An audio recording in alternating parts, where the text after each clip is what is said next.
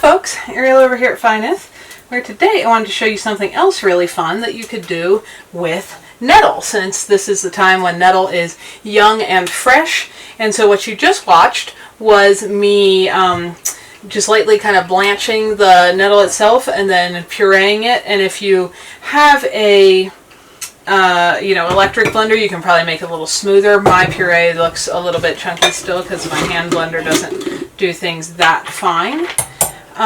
And we're going to make a cake, a nettle cake.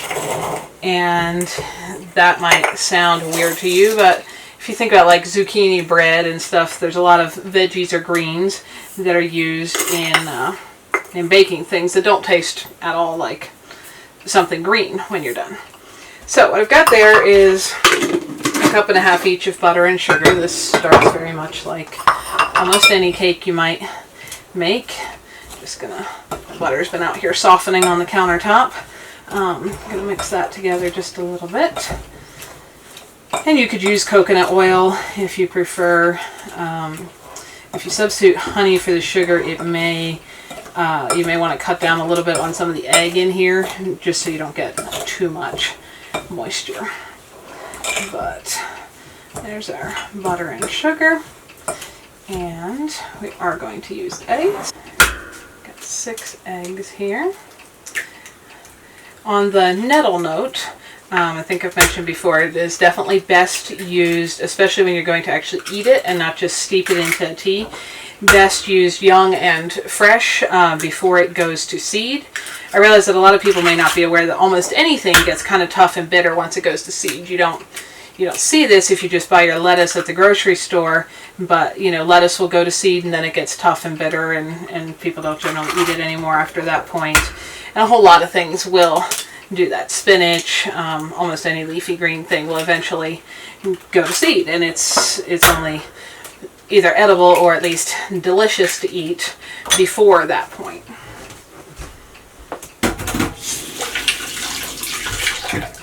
So got our eggs mixed in here to our flour and sugar. And of course you could put this in a blender or use it, or a mixer, or use a hand mixer if you have one of those. I'm always usually just fine with a fork, but mix just a little bit. I'm going to add a little bit of vanilla. Very easy to make your own vanilla. I should do a recipe on that sometime. Made this big bottle. Should last me for quite a few years. Just going to do a teaspoon or so of vanilla extract. And then salt. Unrefined sea salt. Just going to use like a 1/4 teaspoon of that. And baking powder. Actually going to do 4 teaspoons, which would be the same as 1 tablespoon plus 1 teaspoon. This is not an exact measurement either. Baking powder. Mix that in there.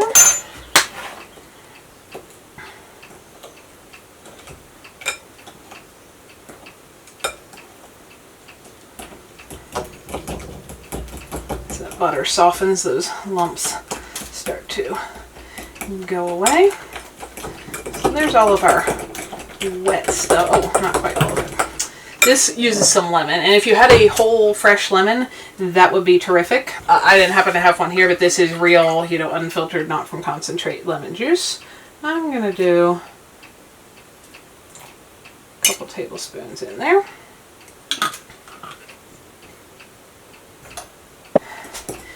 And just mix that in.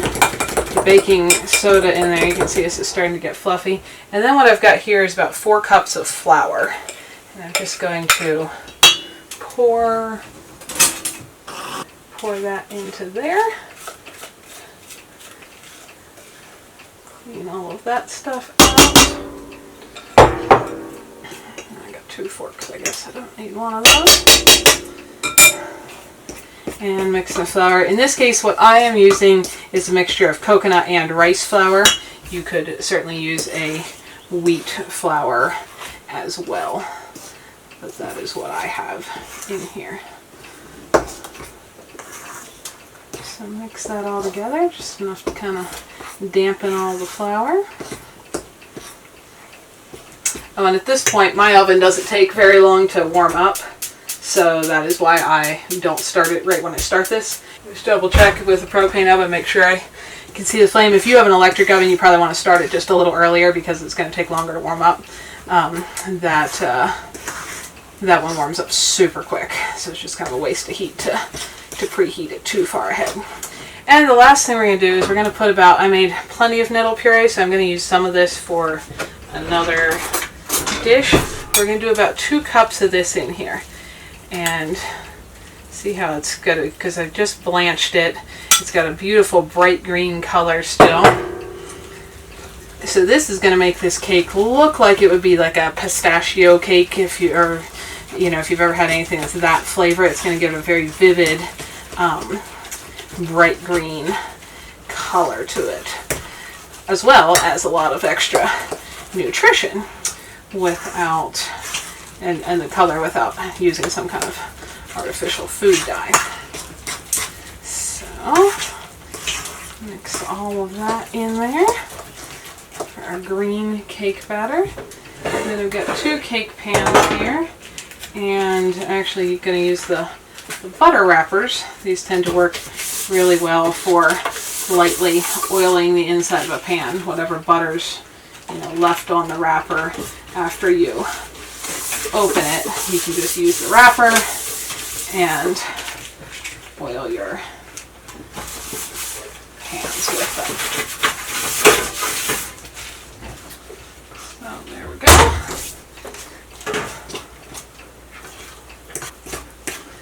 Okay, so just kind of making sure that's well mixed. It smells lemony. This is a very fresh smelling kind of spring cake that you could have at other times of year. If you don't have nettle, you could do the same thing with spinach instead, if that's all you have access to.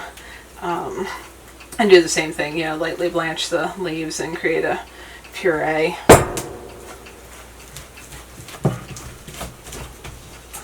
I'm just going to kind of try to evenly divide this into my 2 cake pans.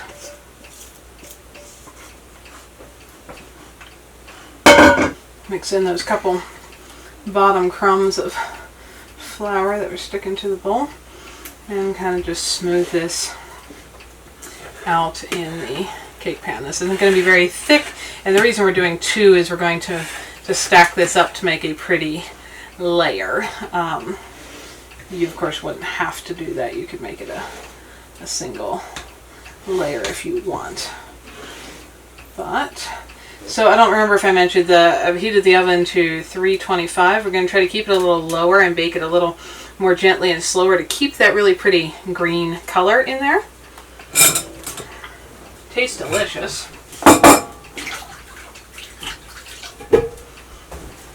And I really like the flavor of the almond flour with that. So we're going to pop these in the oven for about 25 minutes, and then we will check on it.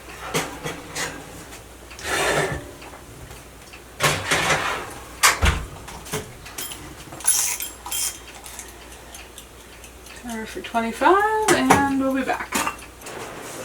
Okay, now toothpick's coming out clean, so I did almost 30 minutes. I of course am at a higher elevation than most of you guys.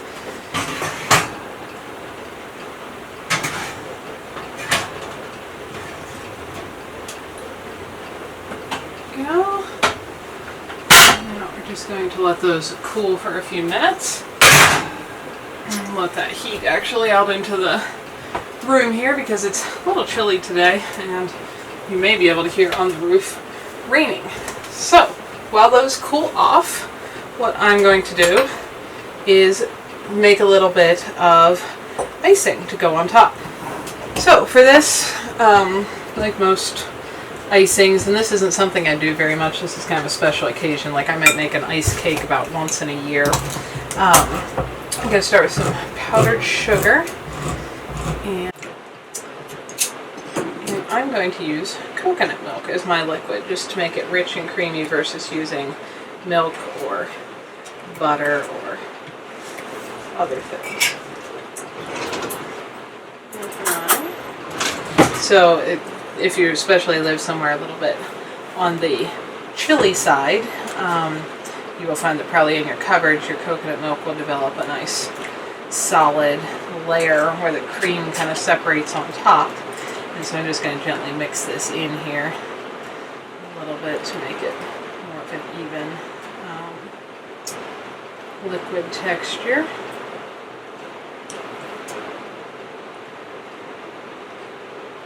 It doesn't have to be perfect, so I'll mix it in here. So I'm going to add just a little bit here. When you're making icing, you want to always start with less liquid than you think you're going to need, because if you get it too runny, it will stay on your cake. And then I want this lemon flavored as well, so I'm going to actually use a little lemon oil. Doesn't take too many drops to make that pretty strong. And I'm just going to mix this in here. Sugar dissolves really fast. This is why you don't want too much liquid or you'll get it very runny. I don't even have enough with just that.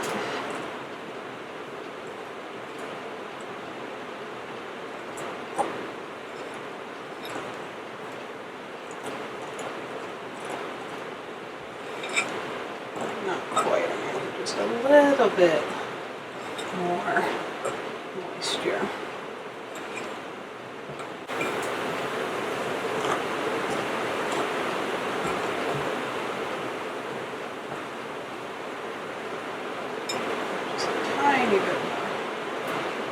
Take much at all. I don't know if you guys can hear that on the roof. It is actually pouring.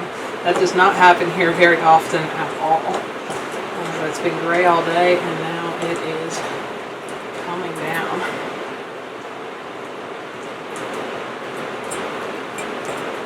There we go. Let's see if that has enough lemon for my taste. Just a little bit more. This.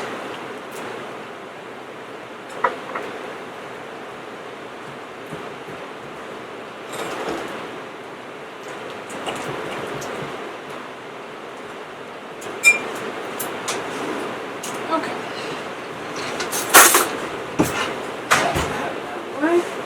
Now these are springform pans, so you can lift the whole side off. Unclips,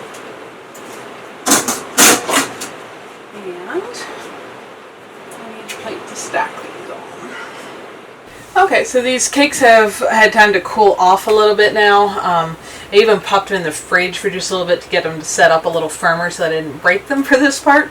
And if you're wondering what the background noise is, it is pouring. You may be able to hear that on the roof. I don't know if the camera's picking it up.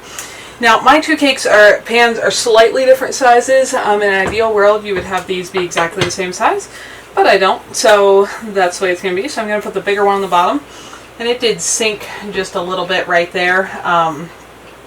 That part was probably not quite done enough when I pulled it out of the oven. This whole side was done, and this one looks perfect. But in a second here, you are not going to be able to tell. So, I'm going to drizzle our icing here. 2 glollops on there. This is pretty stiff, which is fine for what I want here. And I want to just spread this, and this is why it's helpful if the cake's a little bit cold, because otherwise the icing can kind of pull it apart, which is not what I'm going for. I'll see if I can avoid doing that.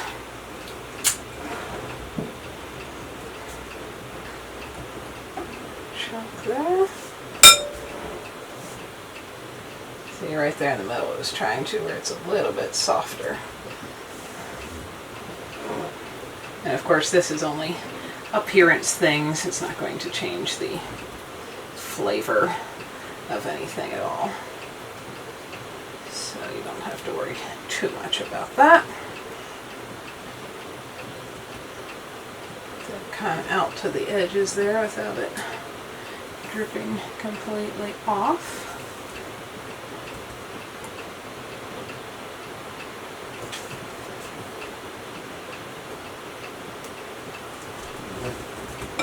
And now, this is the part where before I've broken a cake. Like I said, I don't do this terribly often. This is cold enough and firm enough. Perfect. I can pick that whole one up and stack it on top of there.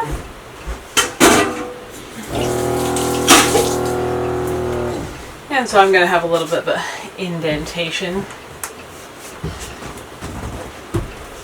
And I'm actually going to set this whole thing on a cookie sheet because I don't have a plate that's quite large enough to come out beyond the edge of that cake pan. If you did, you certainly wouldn't have to use a cookie sheet for this. But that's my biggest flat thing to set it on here, so if I make a mess with my icing, I can clean it up. So I'm just going to put all the rest of this icing on top of here.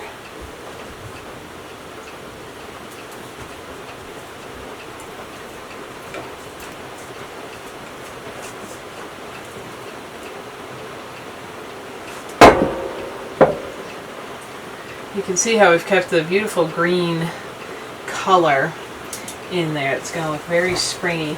The original picture I saw that inspired me to make something similar was an even more brilliant green, but she did put her puree through a electric blender, and I think that gave her a more even,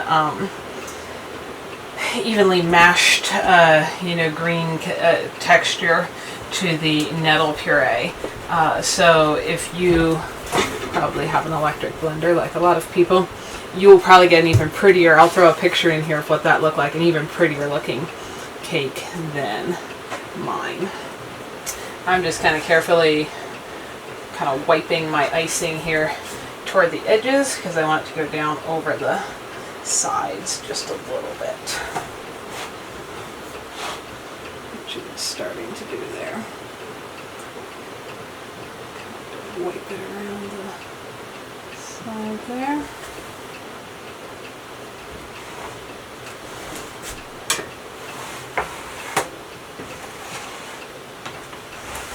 Spin this so I can reach all of it. Let's see what I'm doing. If you're a professional cake decorator, this you might find this horrific. I am not a professional cake decorator. I put icing on a cake, like I said, about once a year because most of the time I don't do cakes that are iced.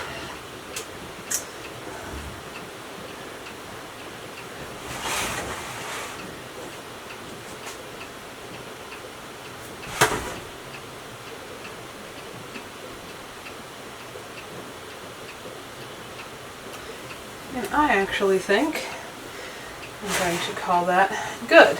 As it sits here a little bit more, it's probably going to drip down over the bottom of that edge, and that's okay. And I'm actually going to put it back in the fridge for just a little bit to really chill that down, so when you slice it, it doesn't just crumble apart, hopefully. So that's what this looks like, and hopefully it inspires you to try some more adventurous things with the wild foods. You can make a cake out of nettles, you can make cookies out of dandelions, use the free foods that are growing around your place, and find fun things to do with them.